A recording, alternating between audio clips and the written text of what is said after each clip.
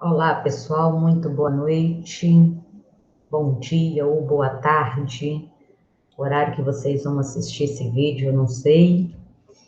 Então, estamos aqui hoje para apresentar para vocês a semana 4 do PET 3 de Geografia, sétimo ano 2021. Eu sou a professora Márcia Helena, da Escola Estadual Juarez Canuto de Souza.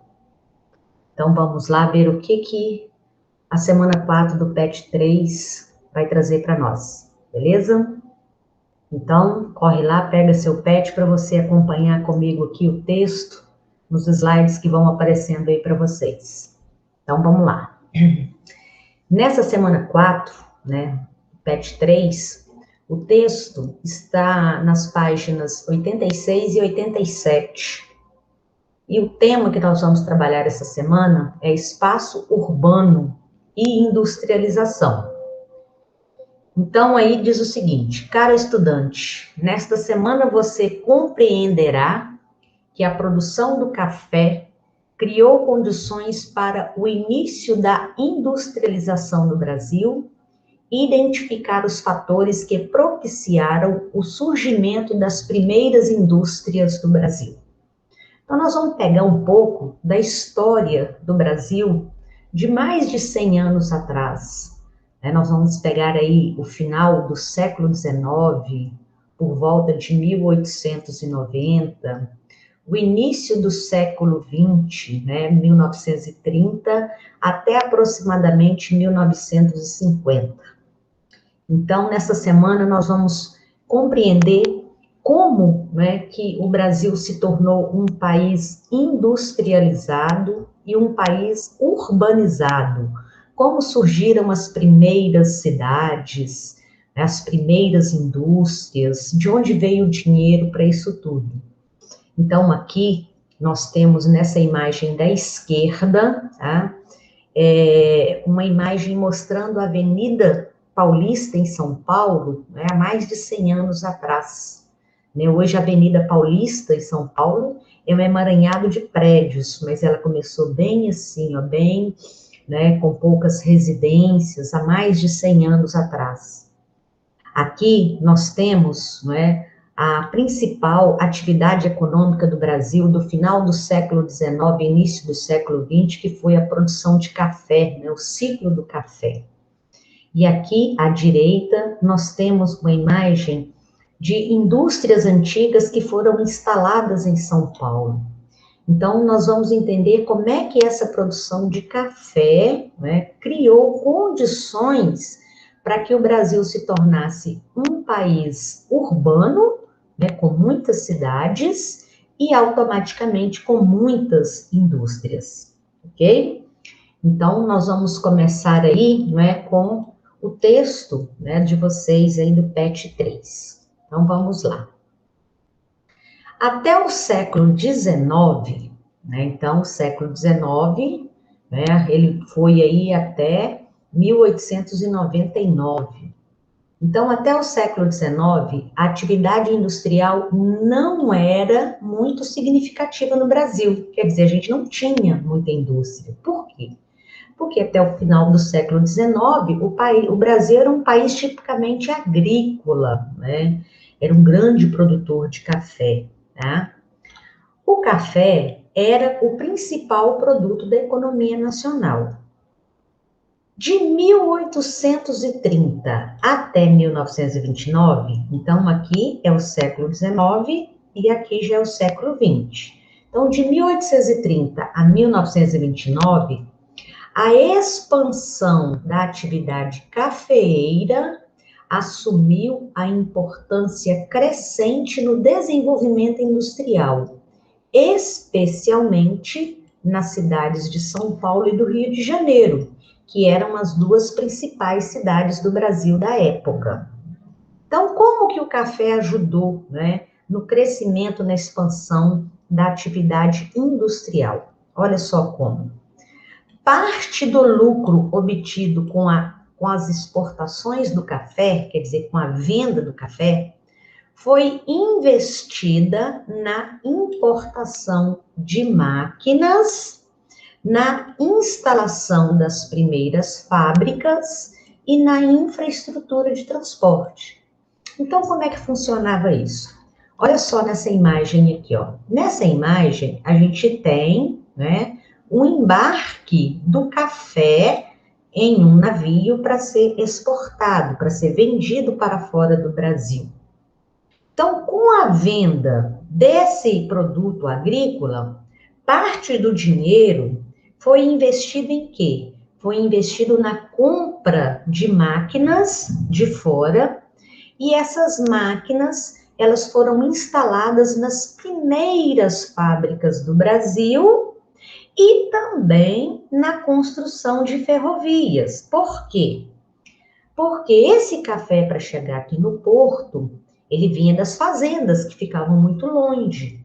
Então, antes das linhas de trem, esse café chegava no lombo de animais, né? Então, para esse café chegar mais rápido, parte do lucro, né, da venda desse café foi investido em infraestrutura de transporte, ligando as cidades do Rio de Janeiro e de São Paulo ao interior do Brasil, né, nas grandes fazendas cafeeiras, para que esse café chegasse mais rápido aqui no porto. E parte também desse dinheiro foi investido o quê? Na implantação das primeiras fábricas no Brasil, tá? Então, foi dessa forma que o café, né, contribuiu para o surgimento, para o crescimento das cidades brasileiras e para também o surgimento das primeiras fábricas. Continuando. No início do século XX, a economia mundial enfrentou graves períodos de crises que afetaram a produção de café no Brasil. Então, o que aconteceu no início do século XX? Precisamente aqui, em 1929. Em 1929, nós tivemos uma crise financeira no mundo inteiro. O que significa isso? Isso significa que os países mais ricos do mundo, eles passaram por um momento de crise financeira, de falta de dinheiro, né? Essa crise ficou conhecida como a crise de 1929, a crise da quebra, né? Da queda da Bolsa de Valores de Nova York, onde o café, né, era negociado. Com essa crise, muitos banqueiros, muitos importadores, muitos empresários, milionários, eles perderam tudo. E aí, resultado, os países, né, que passaram por essa crise, eles pararam de quê?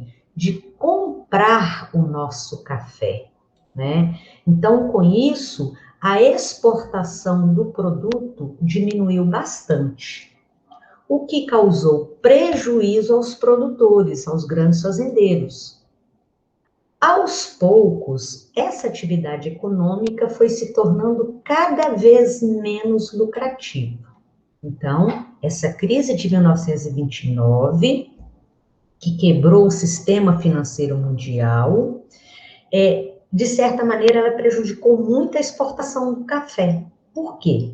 Porque quem comprava o nosso café estava o quê? Falido, né? Os empresários de fora, tá? Os importadores de fora. Então, eles pararam de comprar o nosso café, que era a nossa principal fonte de renda. Resultado, a nossa economia também foi afetada.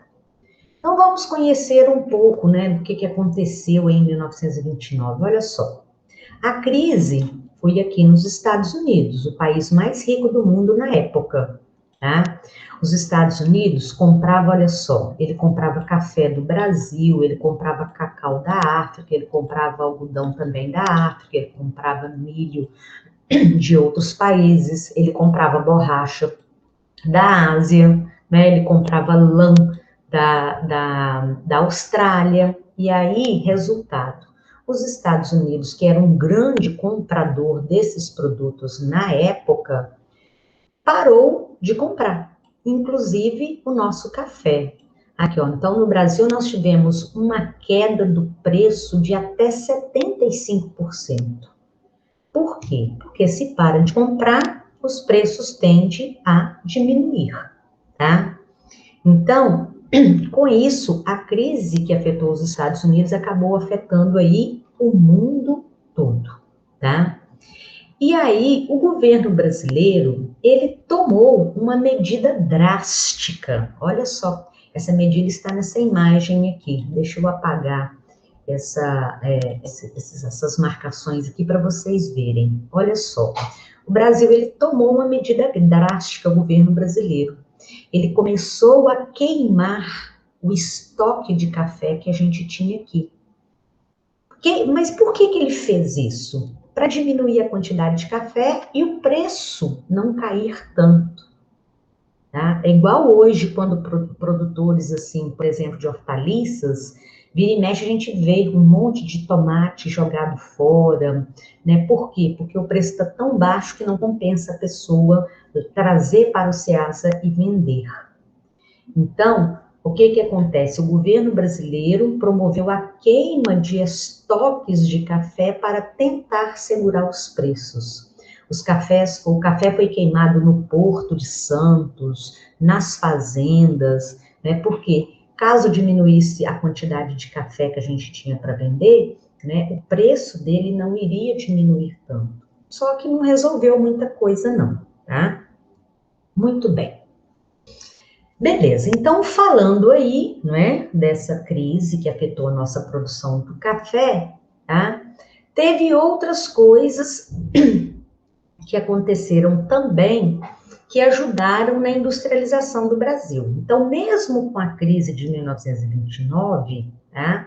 Antes dela acontecer, o café, a venda do café, que era muita venda antes da crise, ajudou muito, né, ao surgimento das primeiras indústrias no Brasil. Então, veja bem, além dos lucros obtidos com a produção do café, as duas guerras mundiais ocorridas no século XX, né, aqui a Primeira Guerra, 1914 a 1918, e a Segunda Guerra, 1939 a 1945. Então, essas guerras também ajudaram, né, com o crescimento da industrialização no Brasil. Então, como que isso aconteceu? Vamos ver um pouco mais à frente. Então, olha só. Com a queda na produção industrial dos países envolvidos nos conflitos, muitos produtos começaram a faltar nas prateleiras brasileiras. Por quê?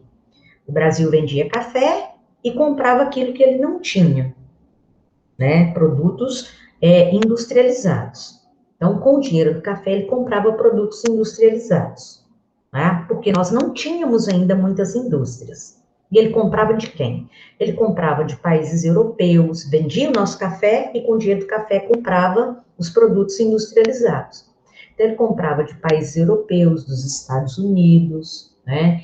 Então, os países que estavam envolvidos nas guerras, o que acontece? Uma guerra, ela traz prejuízo econômico. Então, o que o governo brasileiro fez? Né? Ele começou a produzir internamente o que antes era importado. Então, se a gente comprava máquinas e equipamentos, né, dos países da Europa, dos Estados Unidos, como eles estavam envolvidos em guerras, a indústria deles meio que deu uma parada. Então, o Brasil resolveu fazer o quê? Bom, já que a gente não tem de onde comprar, vamos produzir aqui, né, internamente, vamos investir na indústria nacional e produzir aquilo que a gente importa, tá?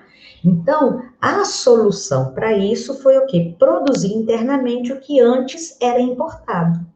Então, com isso, a industrialização vai receber um investimento muito grande. Então, nós vamos explicar mais lá na frente o que é isso daqui, ó. Por isso que tem essa seta aqui, lilás, né? Então, vamos ver um pouquinho primeiro dessa questão dessas guerras. Olha só. Na Primeira Guerra Mundial, a gente tinha, de um lado, 3 países que lideravam um grupo e de outro, 3 países que lideravam outro grupo.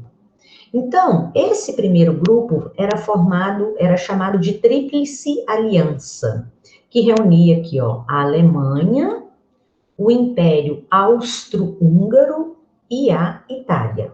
Então, eles eram aliados na Primeira Guerra. E contra eles estava a Tríplice Entente, que era formada pela Inglaterra, pela França e pelos Estados Unidos. Então, esses dois grupos, Tríplice Aliança de um lado e Tríplice Entente de outro, foram os países envolvidos diretamente na guerra.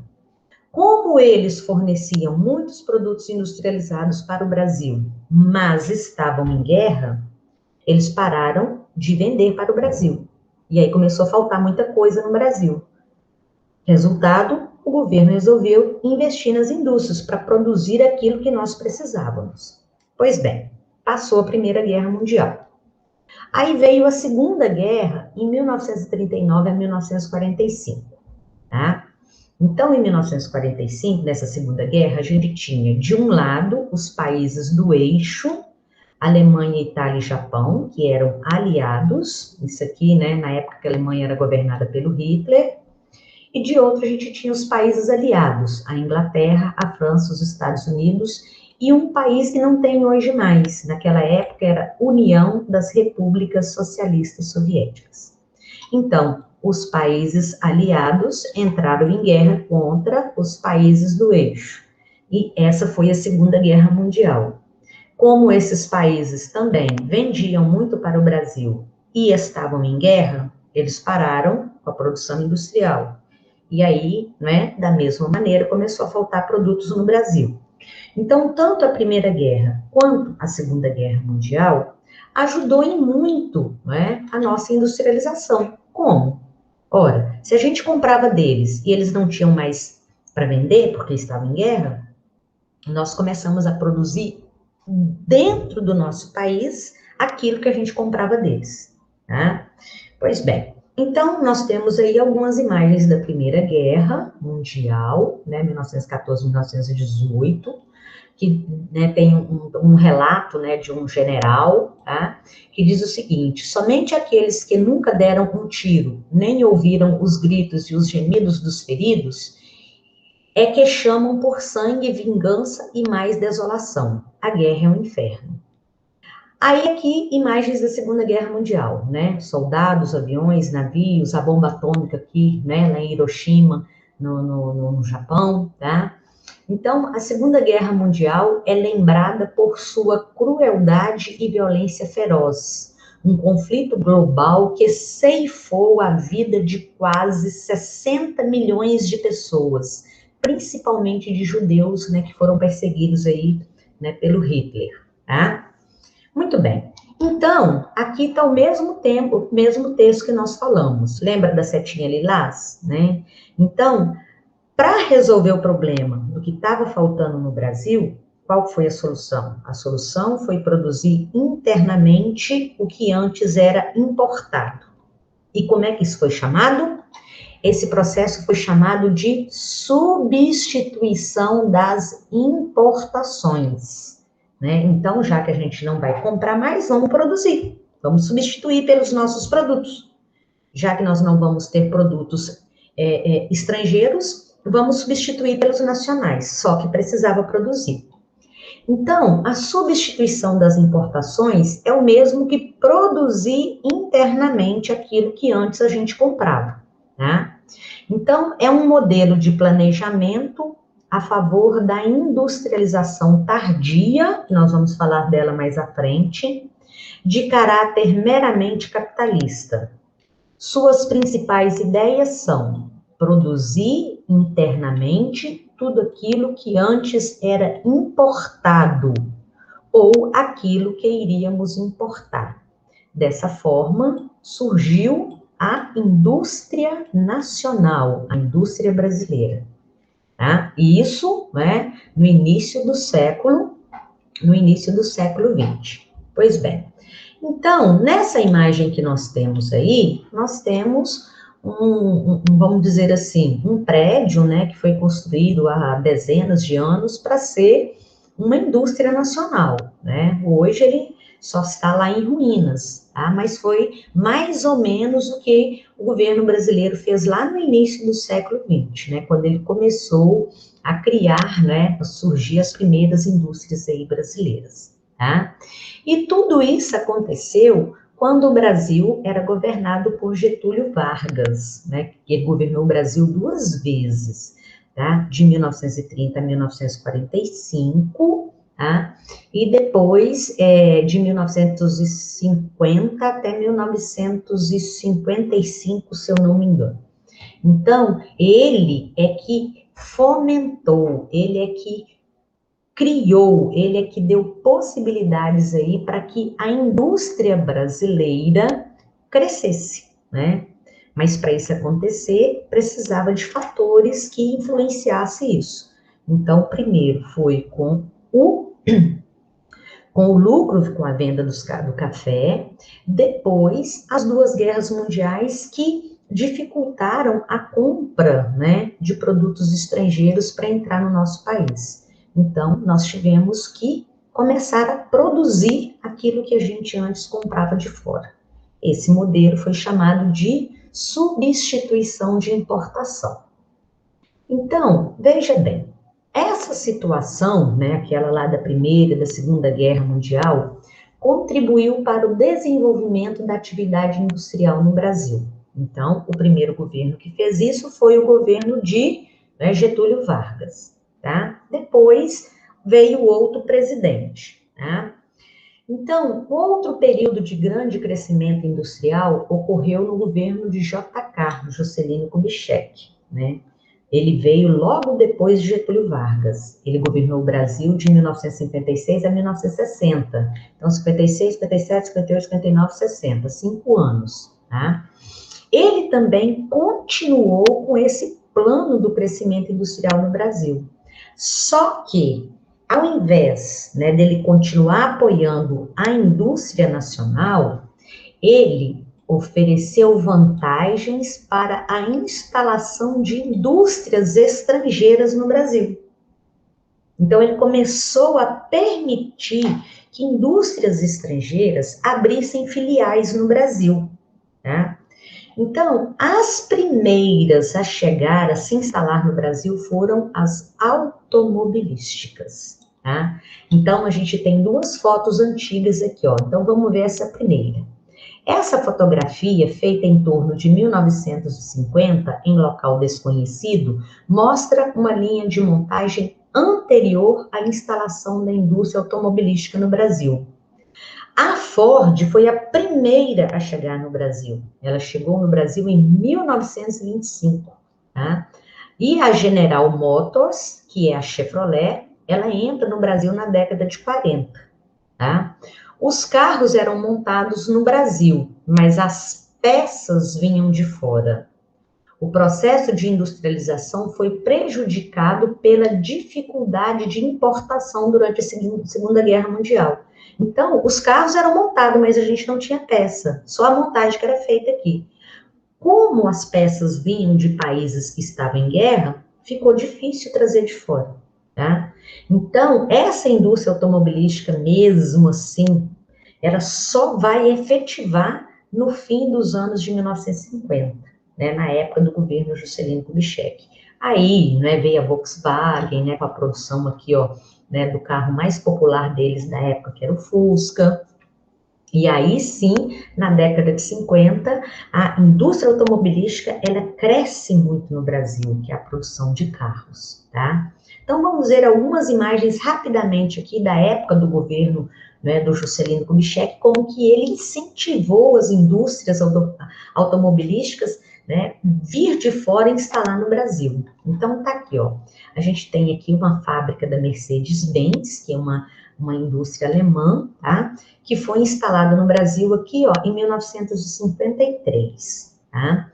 Em 1955, nessa imagem, a gente tem o Juscelino Kubitschek, que inaugurou, né, uma empresa que iria produzir motores a diesel da Mercedes-Benz do Brasil.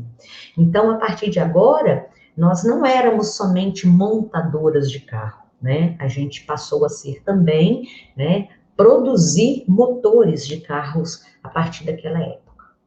Nessa daqui, nós temos a linha de montagem da Ford no Brasil, 1920, lembrando que em 1920 a gente só montava os carros, as peças vinham de fora. A partir de 1950, além de montar o carro, começamos a produzir também as peças. Tá? Essa daqui, ó, General Motors, tá? A GM ou a Chevrolet. Essa daqui, ó, ela foi inaugurada no Brasil em 1925, tá? Muito bem. Aqui a gente tem uma foto de 1928, tá? Quando a Chevrolet comemora o número 50 mil, né? 50 mil carros, né? Montados aqui em nosso território. Essa outra aqui é muito interessante, é a GM mostrando a potência de seu caminhãozinho na época, tá? Olha só aqui, ó, o que está escrito aqui nessa faixa, né? Esse caminhão está carregado com 10 toneladas de areia, para demonstrar a potência de suas 9 velocidades, quer dizer, 9 marchas e freios. Então, eles conseguiram, né, jogar esse caminhão aqui em cima e segurar ele no freio. Então, era uma espécie de propaganda da General Motors na época, tá? Essa daqui, ó, o mesmo caminhãozinho já utilizado aí para transportar, né, a colheita de algodão até o porto, né? Então, já é investimento em infraestrutura, tá? Então, a gente vai observar que nessa época já começam, além, né, de investir na indústria de carros, precisava investir também na construção de estradas. Aí as ferrovias ficam meio que largadas de lado, tá? Aqui desse lado a gente tem Getúlio Vargas, né, esse senhor aqui, tá? Examina o modelo do sedã Volkswagen. Esse sedã Volkswagen, gente, era um Fusca, em 1953, tá? Aqui mostrando ele em campanha política, né, comemorando aqui as vitórias presidenciais em 1955, e o investimento, né, na atração da indústria automobilística era uma das metas do seu governo. Então, já que ele estava trazendo a indústria automobilística para o Brasil, precisava de estradas. Então, ele começa também, tá, a asfaltar, né, as BRs brasileiras, começa a construir mais e mais e mais estradas, mais rodovias no Brasil, para que esses carros pudessem rodar, né? Então, as ferrovias ficaram um pouco esquecidas nessa época. Agora, o Brasil precisava de quê? Precisava de estradas, porque a nossa indústria automobilística estava crescendo muito nessa época, tá? Aqui a gente tem a linha de montagem da Chevrolet, em 1959. Aqui em 1957, a Mercedes-Benz comemorando o carro número 1000, produzido aqui no Brasil, tá? Aqui nós temos uma exposição em 1961, no fim do governo JK, né, mostrando exposição da indústria automobilística, várias marcas, né, com veículos e autopeças, realizada no Museu de Arte Moderna do Rio de Janeiro, mostrando que as metas de nacionalização foram praticamente atingidas, ó, 57, tá? Produção de mais de 9 mil carros, 60% atingido. 59, mais de 14 mil carros, 75% atingido. 1959, 18 mil carros, 85% atingido. E 1960, né, teria outra meta para atingir. Aí, nos anos 70, de 1970, né, o Brasil já era governado por militares, tá? E aparece uma novidade, os carros movidos a álcool, né? Então, esse aqui é um Passat da Volkswagen, e eles começaram uma nova tecnologia, né, mostrando os carros que seriam movidos a álcool. Então, na época, a gente não tinha o carro híbrido, né, aquele carro a gasolina e a álcool. O carro era produzido carro que movia a gasolina e carro que era movido somente a álcool, né? Então, era nova tecnologia.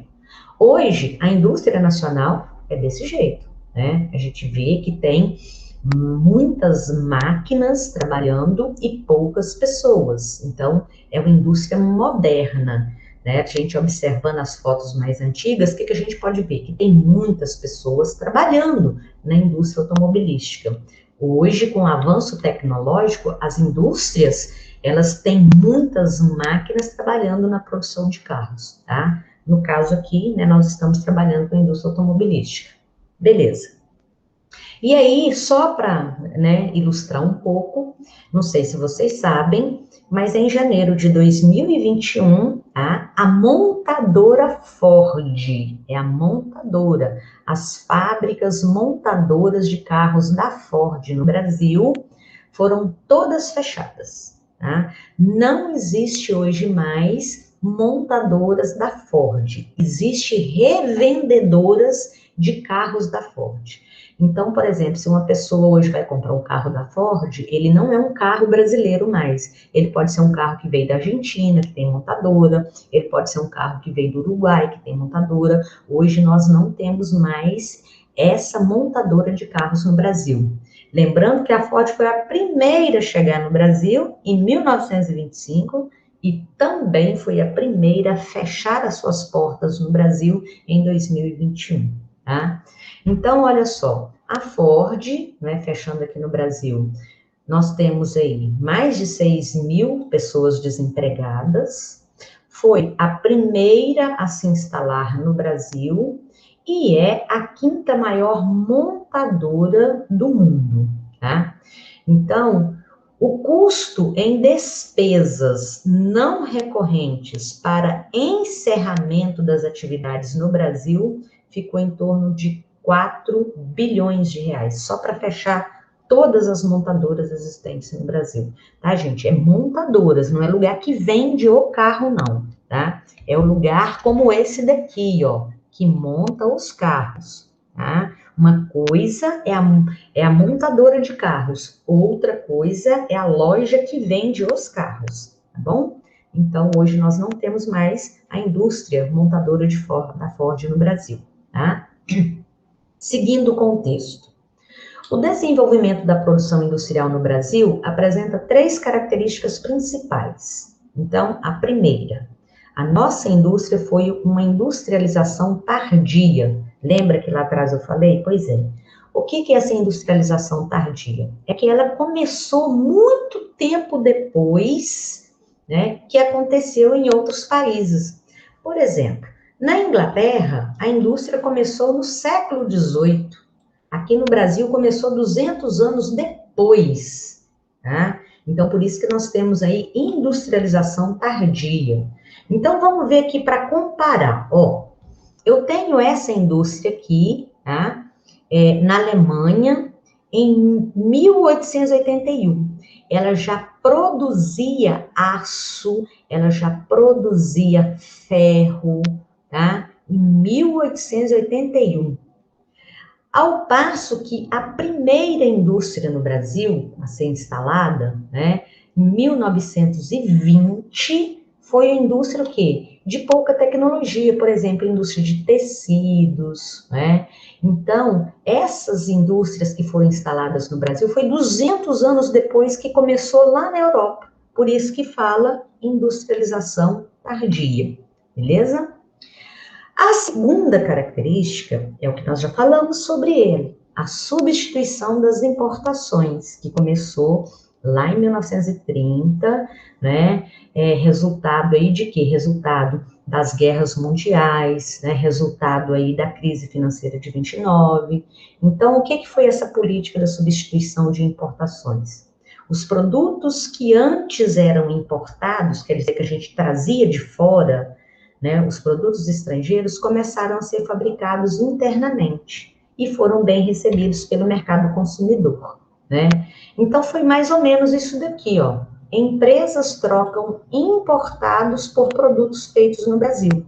Então a gente começou o quê? A produzir aqui dentro o nosso produto nacional ao invés de comprar de fora. Então isso foi chamado de substituição de importações, tá? Vimos que a característica, né, as características aí dessa substituição de importação, tá, ela buscava isso daqui, ó, ser voltada para dentro, isto é, visar o atendimento, né, do mercado interno. Então, nós iríamos produzir para nós, não era para exportar, tá? E uma outra característica, ela depende em boa parte de medidas que protegem a indústria nacional dos concorrentes externos. Então, como que protege a indústria nacional? Fazendo os nossos produtos ficar mais baratos, né? Dificultando a entrada de produtos estrangeiros, tá? Então, basicamente, isso era a política da substituição de importação.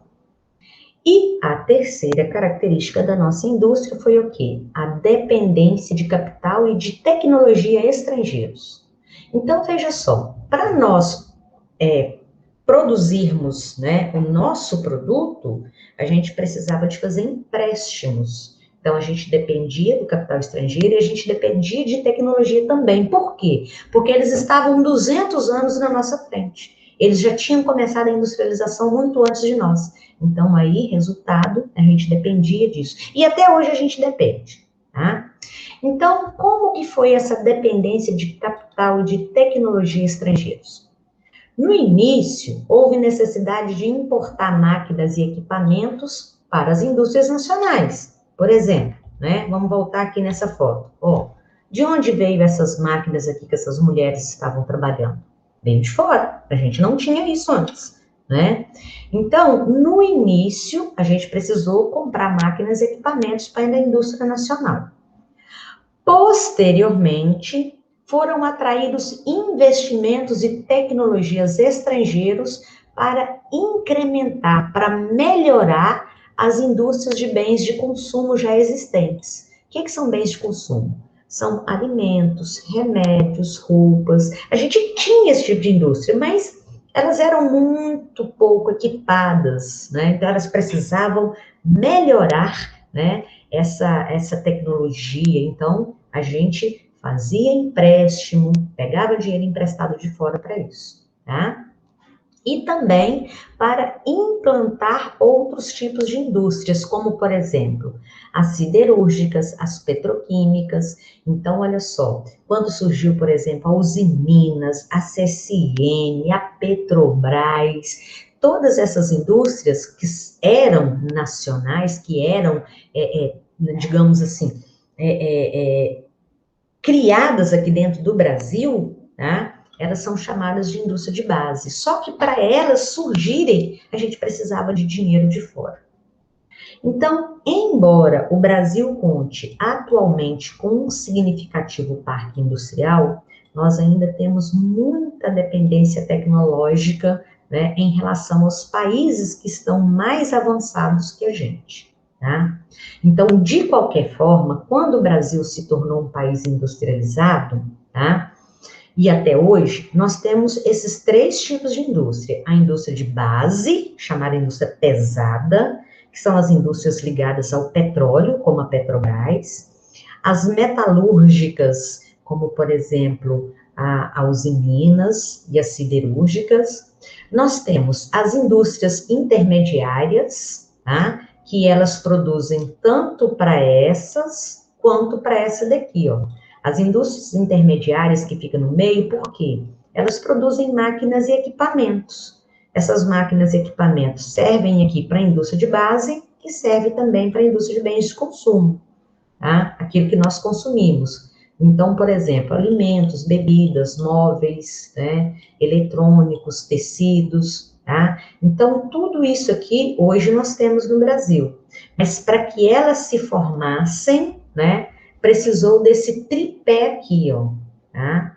Né, o chamado tripé industrial, de onde veio o dinheiro para que esses três grupos de indústria passassem a existir no Brasil, tá? Então, ó, o Estado brasileiro, o capital estatal, né, ele investiu na chamada indústria de bens de produção, que são essas indústrias de base aqui, ó. Por isso que a Petrobras, né, é uma empresa estatal, a Vale do Rio Doce era estatal, hoje não é mais, tá? A Usiminas era estatal, hoje não é mais. Então, todas elas surgiram com dinheiro do Estado brasileiro, tá? Muito bem. O capital privado brasileiro, quer dizer, os empresários brasileiros, eles passaram a investir em bens de consumo não duráveis, quer dizer, aqueles produtos que têm tempo de validade curto. Por exemplo, alimentos, remédios, né, que têm validade curta. E o capital privado estrangeiro, empresários estrangeiros, investiram em bens de consumo duráveis.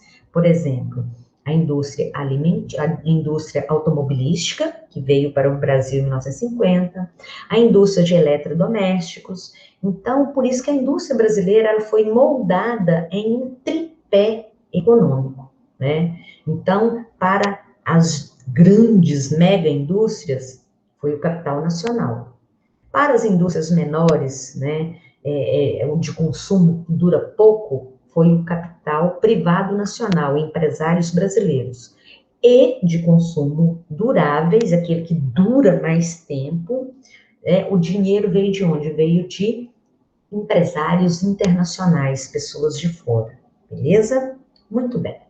Então, olha só, para nós encerrarmos, nós temos aí uma sugestão, né, que está lá no PET da página 87, tá? Que eu vou colocar depois para vocês na aula que eu vou enviar, tá? O vídeo que fala sobre a industrialização brasileira, está nesse link, eu vou enviar para vocês.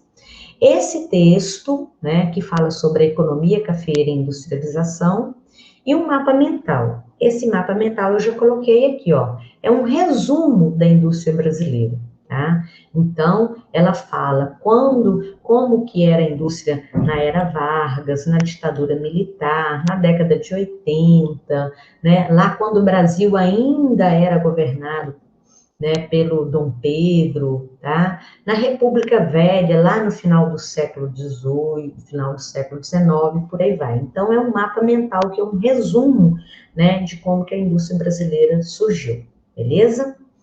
Aí, depois desse mapa mental, vocês vão fazer a leitura, né? Vocês vão ler o texto no PET de vocês, nas páginas 86 e 87, e assim que você terminar de ouvir a minha explicação, ver o vídeo, fazer uma leitura do mapa mental e, né, do texto do PET, aí você vai estar top para fazer as atividades, tá? Da semana 4.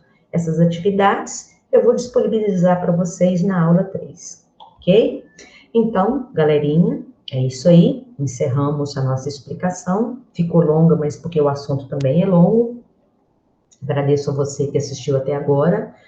E qualquer dúvida, vocês já sabem, podem estar me chamando lá no privado, que a gente, né, ajuda vocês no que precisar, beleza? Então, pessoal, é isso aí, né? Um abraço para vocês, fica com Deus e até a nossa próxima aula.